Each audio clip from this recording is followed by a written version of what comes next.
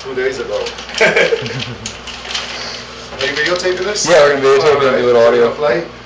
Probably. You know what? I can probably get back. Yeah, here. man. We had I'll get back here and shine on you. We had 2 days of rehearsals. You know, we actually had one, but we then decided we should rehearse. When we got here last night.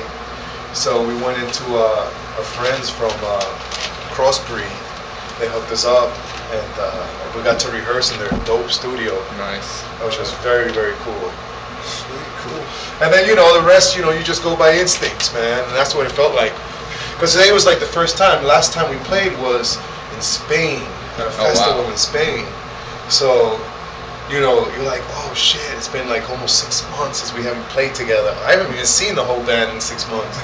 Only one I see is Christian and Danny, because Christian is also my partner. We have a production company back home, and we just opened up new studios. Nice. Which is very cool. We're having a good time doing that.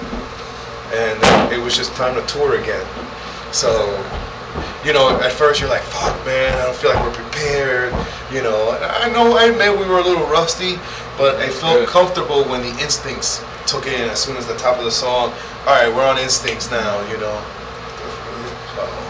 So your last album, Enigma, came out beginning of this year, right? Mm-hmm. How has the fan response been to it? Obviously, this is your first tour since being released in the U.S. The fan response has been very, very embracing, I think that a lot of them are beginning to feel like we do, where we feel it's our best record. And especially if you've grown up with us, we've been around that long, we can say you've been growing up with us. There's been a progression. If you know us, there's been a progression from album to album. So it feels good to be able to mature. You don't want to do the same shit. What's the point? It's funny because I was watching something the other day on Joe Strummer from The Clash. And The Clash were innovative. It wasn't just punk rock. I mean, it was punk. As far as I'm concerned, the message never stopped being punk rock. Because punk rock is also making your stands and raising your voice of the things that is just not going well for us. For the common person, we're being mistreated, and we make a note of that. And The Clash, particularly Joe Strummer, really was always going after. Progression, and they caught a lot of shit for it, just like we have caught a lot of shit for it. But it's necessary, I think, in the long run. A couple of years will pass, and you look back and say, you know what? I appreciate that it was progression. Nobody wants to stay the same because we all grow. We're all constantly changing, evolving. Knowledge. Our brains are still, continue. We get wiser as we get older, man. Mm-hmm. So, your message, kind of gets a little bit more. I wouldn't say mature because we're all kind of still like fucking kids at heart. Yeah, but it's just a new anger or something. Just some new shit that's just not fucking going down with us. So we always voice it. And then we worked really hard, and we really gelled on that last record because we got to live together. We did the record away from home, and we were all together. And did you guys get a house for that, or? Yeah, we got apartments, furnished apartments in Burbank, California. We did the record in Hollywood. Oh wow! Yeah, it was cool. Where'd you guys record at? Recorded at a studio called Spiral, which was right next door to the Korn studio, and they were doing their record at the same time. So it was cool, to have that vibe. Where Korn is fucking massive. But yet, we have something in common. We do the same thing. We do it at different levels, but we do the same thing. We're expressing ourselves through music. And it was just kind of cool, and that was inspiring.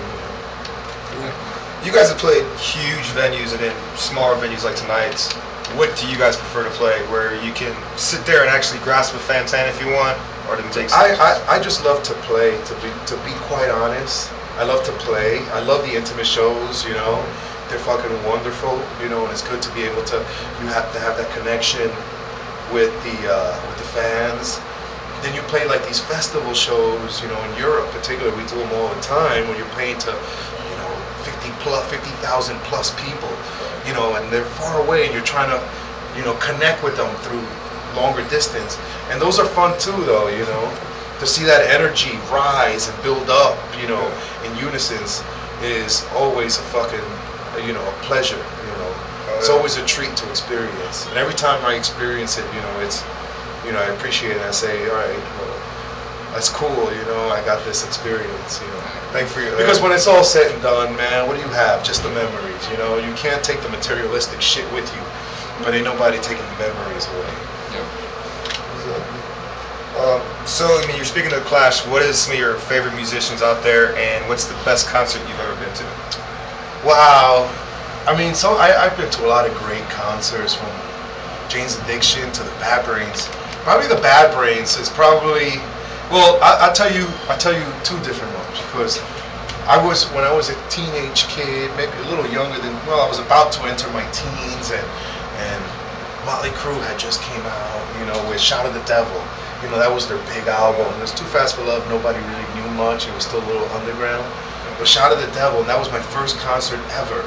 And when they came out, and they did the whole intro to Shout of the Devil, and it felt like I was in fucking hell. I think I was like 12 years old, and Life-changing experience. It was a life-changing experience, and they were opening up for Ozzy at Madison Square Garden on the Bark at the Moon tour.